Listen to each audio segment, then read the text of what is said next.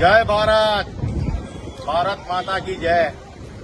આજનો આ ઐતિહાસિક દિવસ જન્માષ્ટમી પછી પારણા હોય, પણ આજે અમે બરોડાવાળા પારણા ઉજવી રહ્યા છે। આ જોઈ લો મારા વડોદરાની હાલત। પૂરમાં મગરો બહાર નીકળ્યા અને લોકો હેલ્પલાઈન નો નંબર મૂકે છે મગરો પકડવાના। ઓરિજિનલ મગરો તો ખંડેરો માર્કેટમાં બેઠા છે જે મારા વડોદરાને ખાઈ ગયા। અને આ જ લોકો વડોદરાની ભૌગોલિક જે પરિસ્થિતિ હતી, ચારે બાજુ કોતરોથી ઘેરાયેલી, વડોદરાની મધ્યમાં કોતરો હતી। છેલ્લા 30 વર્ષમાં આ લોકો અમારી કોતરો ખાઈ ગયા, અમારા ગૌચરો ખાઈ ગયા, અમારા કોમન પ્લોટ ખાઈ ગયા, અમારા તળાવો ખાઈ ગયા, બધું ખાઈ ગયા। અને ખાધા પછી આ વડોદરામાં પાણી પૂરના વિસરતા નથી, પાણી બેક આવે છે। અને અમુક ચૂંટાયેલા પાંખો ફોટા પડાઈને વિડીયો ટ્રેક્ટરો લઈને નીકળે છે પોતાના વિડીયો બતાવવા માટે। ઓ ભાઈ, પાણીના બોટલ આપવાથી વડોદરા નથી તરસે નથી મરતું। તમે તો લોકોને છે ને પાણી પીવડાઈને મારી નાખ્યા। હરણી બોટકામની અંદર મારા 12 બાળકો, મારી બહેનોને તમે ડૂબાડીને પીવડાઈને મારી નાખી।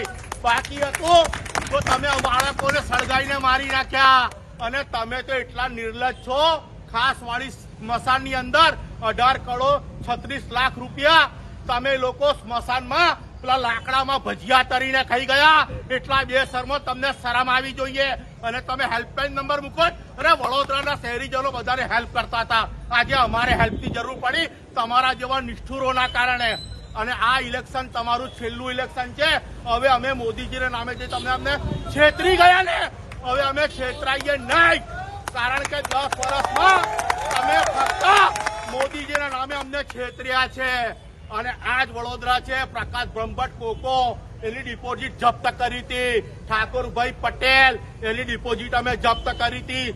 એ વડોદરાના સંસ્કારીજનો છે।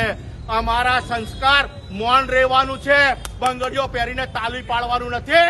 આ તમારું ઇલેક્શન છેલ્લું। હવે વડોદરાના પોતાના સ્થાનિક સ્વરાજના ઇલેક્શનમાં વડોદરાવાળા પોતાના ઉમેદવાર પોતે નક્કી કરશે। અને તમારા કૌભાંડો અમે બહાર લાવીશું। અને મગરોને ના પકડતા, તમે ખંડેરાવ માર્કેટમાં બેઠેલા મગરો છે, હવે અમે તમને પકડવા આવીએ છીએ। ભારત માતા છે।